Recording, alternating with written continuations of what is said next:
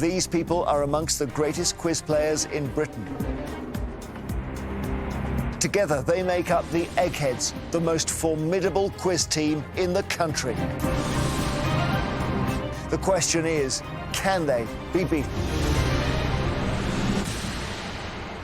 Welcome to Eggheads, the show where a team of quiz challengers attempt to beat the greatest quiz team in Britain. They are the Eggheads, and today's fearsome foursome are Steve, known as the Van, Olav, Beth, and the great Kevin. This is a good lineup, Eggheads. You feeling ferocious? Yeah. Oh, yeah. But we've got a great challenging team. Hoping to sink our quizzing giants today are the Bad Avengers from Northern Ireland. Now, this team of friends all work together and they like to put each other on the spot with quiz questions. However, this will be the first time they've quizzed together as a team. Let's meet them. Hi, I'm Robert. I work in the Criminal Justice Department. Hello, I'm Catherine. I'm a civil servant. Hi, my name is Andrew, and I work in the Criminal Justice Department. Hello, I'm Kevin, and I'm a civil servant. Robert, team, welcome. Welcome from Northern Ireland. Thank you very much. And you work together, is that right? Yeah. Yep. And then I'm imagining, I know it's criminal justice, basically in the middle of the working day, somebody shouts a question at someone else? Pretty much. Pretty much, yeah. And from that, you've worked out that you four are the quizzers in the office? And some of the other people that would actually agree to come OK. Well, listen, do you watch the show? all the time. Do you? OK. Have you got a little bit of a strategy? Haven't seen the lineup. I think our strategy's out the window. Who was it? Let's test you out, I guess. Who said no battle plan survives the first engagement with the enemy? Helmut von Moltke, yeah, who's the chief of the Prussian General Staff. I mean, we're learning all the time here. I know the strategy may have to be torn up, but they have problems as well here. You could have a complete batting collapse. We Yeah, could. absolutely. Yeah? Absolutely. All right, well, let's see what happens. Good luck, challengers. Thank Every day there is £1,000 worth of cash up for grabs for our challengers. If they fail to defeat the Eggheads, the prize money rolls over to our next show. So, Bad Avengers, I can tell you, the Eggheads have won the last 19, and they're desperate to make it 20 in a row. But that means if you beat them and you stop them, you've got £20,000. Excellent. I hope you're pleased you made the trip. Absolutely. The first head-to-head battle is on the subject of politics. So, which of you would like this, Bad Avengers? What do you think? I would say Bob, maybe? No? I'll have a go at it. OK, Team Captain Robert. And against which Egghead? You've got here the full lineup. You've got Steve, you've got Olaf, Beth, Kevin. I'll try Steve, please. Right. Known as the Van because his van is full of books. Robert from the Bad Avengers versus Steve from the Eggheads. To ensure there's no conferring, please take your positions in our legendary question room. Well, Robert, I'm sort of imagining this is a Belfast team, but I think you live on the coast, do you? Yes, we live out in Bangor. It's a lovely seaside resort. Beautiful, beautiful part of the world. What are your hobbies, Robert? I play golf. I'm a massive Disney fan. You're a massive Disney fan. I've been to Disney about 10 times all over the world. I just need to get to Tokyo to finish the collection. OK, well, I'm not sure we've ever had Disney encroach in our politics round, but you never know. Do you want to go first or second, Robert? I'll try first, please, Jeremy. Here we go, good luck. The Maastricht Treaty, through which UK citizens became citizens of the European Union as well, was adopted by a British government from which political party? Conservative, Labour or Liberal Democrat? I think that was Labour. I'm sorry, it was Conservative. This was the thing that ripped up John Major's government. It wasn't to do with joining it, it was to do with it becoming the EU as opposed to the EEC. Yeah. Maastricht was the Conservative government of John Major. And Steve, your question. Which of these phrases is used to mean a non-member supporter of the Communist Party? Fellow traveller, tour guide, bellboy. Well, out of the three, I'd be going for fellow traveller, Jeremy. I can't tempt you with bellboy. You can, but I'm not going to go for it. Fellow traveller's right. OK, your question, Robert. The artificial currency called the ECU had a name that was an acronym for the European currency what? European Currency Union, European Currency Unit, or European Currency Usury? Definitely not my subject. I think I will try Union. It's European Currency Unit. Help us out here, Eggheads. What's it all about? Well, it was a sort of forerunner of the euro in a way.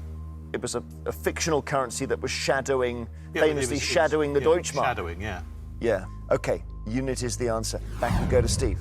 In the late 1990s, China adopted a policy known as One Country, Two Systems over its dealings with which of these places? Hong Kong, Tibet, Taiwan. And this for the round. I mean, I'd got an answer in my head before it came up, but some of the other choices might be throwing me. But I will have to stick with Taiwan, Jeremy. No, Steve, Hong Kong. Oh, really? Yeah, but I can see why you say that, because China claims Taiwan and Taiwan says no. But you got that wrong, Steve. And back we go to our challenger. Got to get this one right, Robert. Which of these people ran for the US presidency in both 1992 and 1996? Ralph Nader, H. Ross Perot, or Bernie Sanders? I think that's H. Ross Perot. Jeremy. Brilliant. Yes, it is. Ross Perot, as an independent, I think. And he was famously said, the party's over, it's time for the cleanup crew. So, Steve, if you get this right, you're in the final. The Conservative Liz Truss was first appointed to a cabinet position by which Prime Minister? John Major, David Cameron, or Theresa May? It's not John Major. She does seem to have been around for a little while. David Cameron. David Cameron is right. Well done, Steve. Sorry, Robert. The comeback had been launched there, I know, but wasn't quite in time. So Steve is in the final. Robert's knocked out. Plenty of time still for our challengers. Come back, we play on. OK, the challengers have lost a brain from the final round. The Eggheads are all still there. Remember, they're trying to make it 20 wins in a row, and you've got to stop them, challengers. We've got music for you now. So, Robert and team, who wants this? Yeah. Not jumping at it. Kevin? I'll give it a go then. Kevin. Okay. Go. Kevin. All right. Now, which Egghead? You can't have Steve. You can have Olav or Beth or Kevin. Well, we might as well go Kevin and Kevin. Oh, thanks. That's nice. Helpful for the presenter. Confusing. So, Kevin, the Bad Avenger versus Kevin, the Egghead. All right, let's see what happens. Please go to our question room. Well, Kevin, thank you for choosing Kevin. That's this Kevin, not the other, not you, Kevin. Yeah, it's okay. You see what you've done here, Kevin? So tell us about what you do when you're not working in the criminal justice system. I like to go fishing. It's quite relaxing, you know, getting down on the beach. And other times I like to go out and watch the Belfast Giants. What's that, ice hockey? Yes, it is, yeah. The Belfast Giants? That sounds like that should be an answer, Kevin Ashman. It probably will be at some point. The Belfast Giants. They're one of the top teams, yeah. Are they? So do you travel to see them play? Unfortunately, not yet, but due to work. Yeah, understood. OK, good luck in this round. Music against the great Kevin, the Egghead. So, Kevin, the challenger, would you like to go first or second? I'll go first, please. All right, here we go. In which David Bowie song is the character of Major Tom first mentioned? Space Oddity, Hello Space Boy, or Ashes to Ashes? I believe that would be Space Oddity. Space Oddity is quite right. Well done. Kevin the Egghead. The tracks Hand in My Pocket and Ironic come from Alanis Morissette's 1995 album, Jagged Little What? Is it Jagged Little Pill, or Smile, or Dream? That is Pill. Jagged Little Pill is right. One each. Back to our challenger. The trad jazz musician Akabilk was best known for playing which instrument? Was it the trombone, the flute, or the clarinet? Not really a big jazz fan, but I'm going to go, my gut feeling's telling me trombone, so... Any challengers know this? What do we think? Clarinet. Clarinet, yeah. Well, Kevin, he had a famous song. Was it On the Shore or something? Instrumental, Stranger on the Shore, yeah. Stranger on the Shore. That was actually in the charts, was it? In and out of the charts many times, I think. It's the only thing I can play on the clarinet. Strangers on the Shore? Yeah. Really? I was taught how to play it, yeah. Oh, lovely. Well, I'm sorry, it's not trombone. Kevin Challenger. Kevin Egghead, over to you. Let's Stay Together and Tired of Being Alone are UK hit singles by which soul singer? Marvin Gaye, Al Green, or Smokey Robinson? I don't actually know this one as such.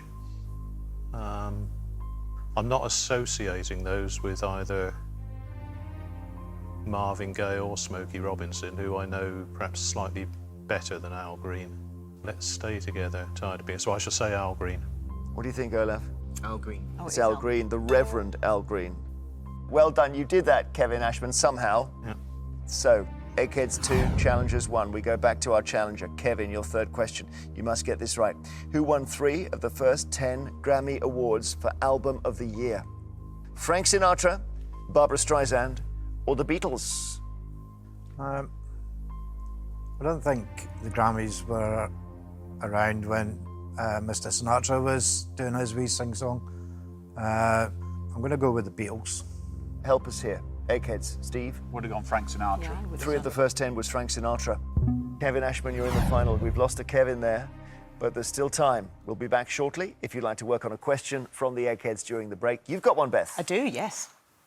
Axel Tuanzebe, a Manchester United defender, held which board game-related Guinness World Record from 2018 to 2021? So the key is board game. It's not an eating crackers record or anything. OK. Beth, thank you. See you after this short break.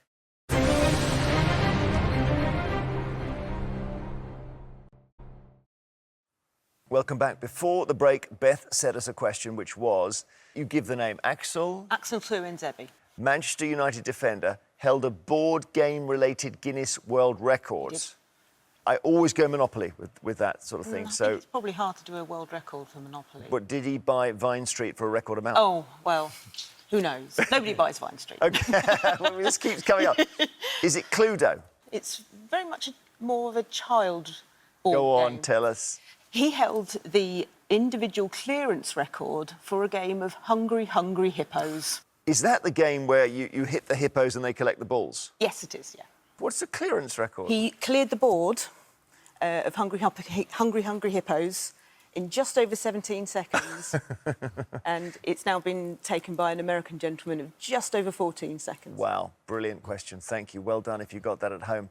As it stands, the Bad Avengers have lost 2 brains, but the bad vengeance is coming your way, Eggheads, I can tell you. They're just biding their time here. The Eggheads have not lost any brains so far. This is the moment to take one of them out. The next subject is science. So which challenger would like this? We got Andrew, we got Catherine. I'll take it, Jeremy. OK, Catherine, you've got left the 2 in the middle, Olaf and Beth. I'll have Beth, please. OK, chosen the scientist to go up against. Catherine from the Bad Avengers versus Beth from the Eggheads to ensure there's no conferring. Please, take your positions. Catherine, how does this compare to motorbike trials?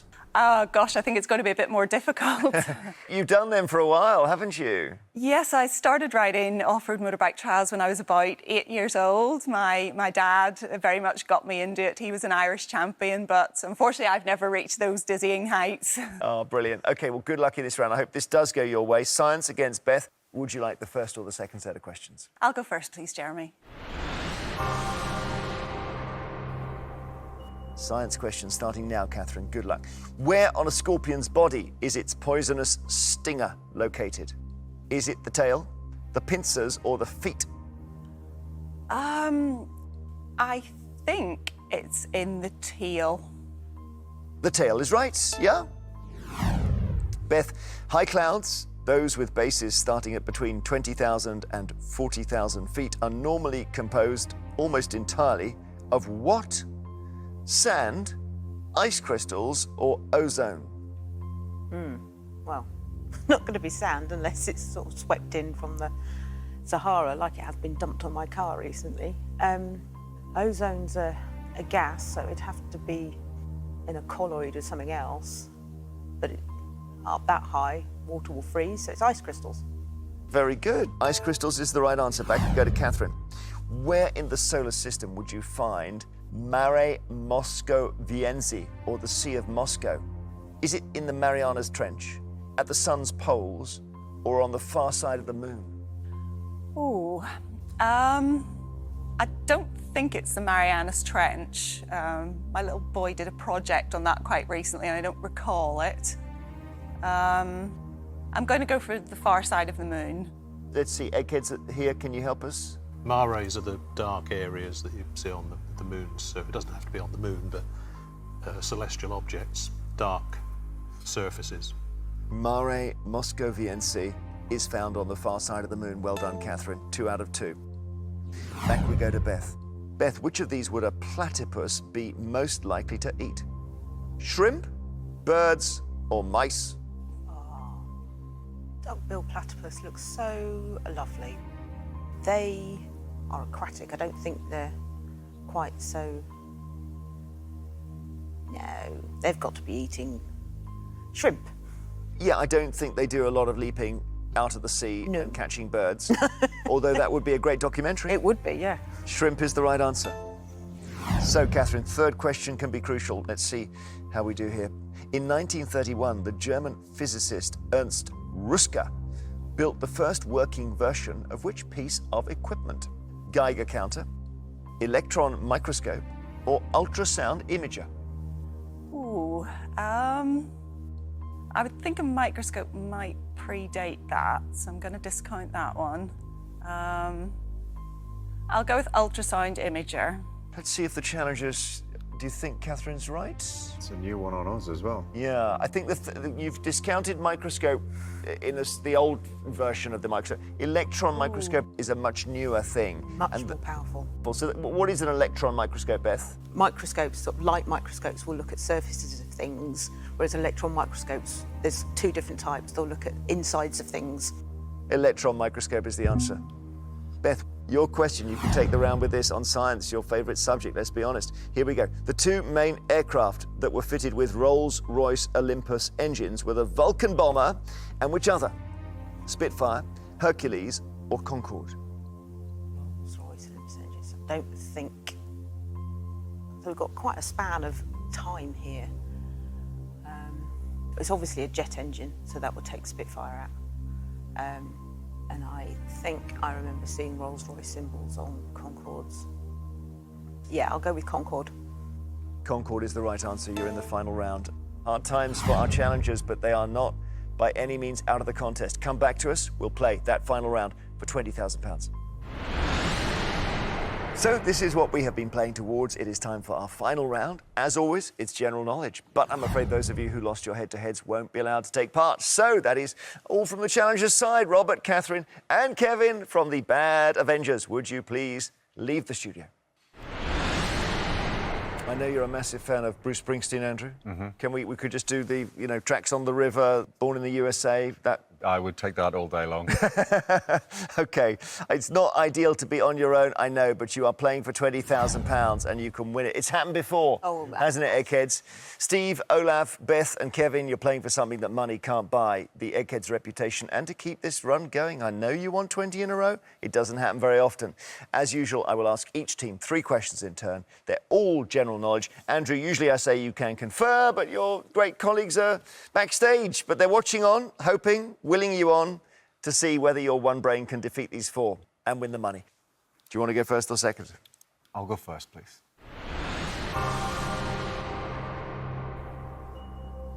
General knowledge. First question to our challenger. What name is given to the so-called rule that if something can go wrong, it will? Newton's law, Murphy's law, or LA law? That would be Murphy's Law. Know it well. We all do. Murphy's law is right. Well done. Eggheads, your question to catch up. The highest military decoration in the United States Armed Services is known as the Congressional Medal of what? Is it the Congressional Medal of Honor, the Republic, or Iwo Jima? Honour. Honour. Give it honour. Yeah. Honour, yeah. Jeremy, it's honour. It's honor. That's right. Without the U, American spelling.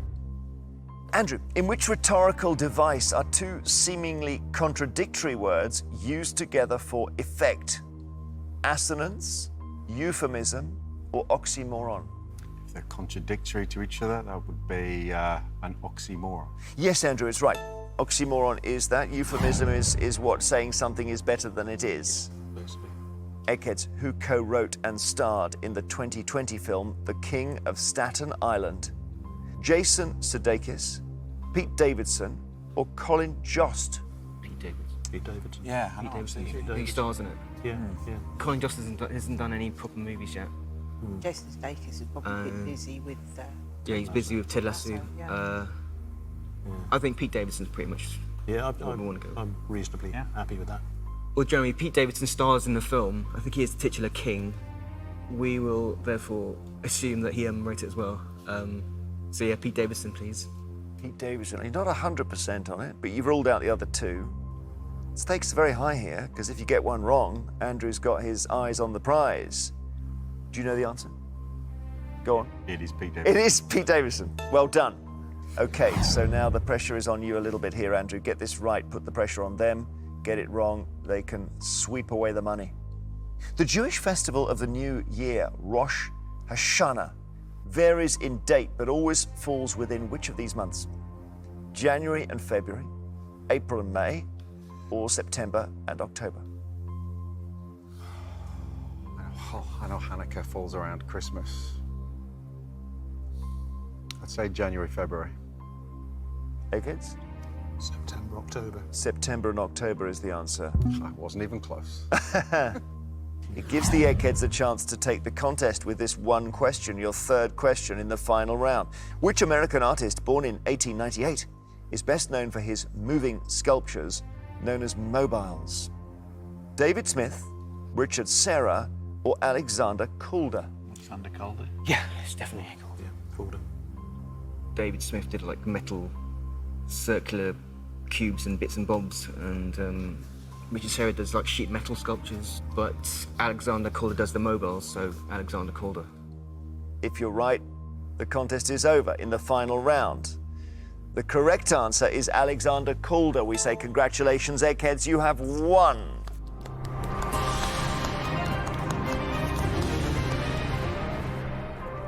Well, it's so hard when they're all four there. And this is a cracking four, actually, four really bad Avengers. Actually, you were just the bad Avengers, they were really bad. Eggheads, well done. Commiserations, Andrew and team. Great to see a Northern Ireland team play here in the studio. The Eggheads have done it again. The winning streak continues. I'm getting a bit exasperated. So the challengers don't take home the £20,000 and the money rolls over again. And we wonder if you will get it to 30, Eggheads. We're starting to think about records here. Join us next time to see if a new team of challengers have the brains to defeat the Eggheads. It'd be worth them turning up with £21,000 to play for. Till then, goodbye. Exploring a ghost town frozen in time, Ben Fogle ventures into the exclusion zone of Cyprus in brand new Lost Worlds at 9. Next to new Polly and Indy, two OAP donkeys are about to have a health check, while one coo really needs the help of the Highland vet as she goes into labour.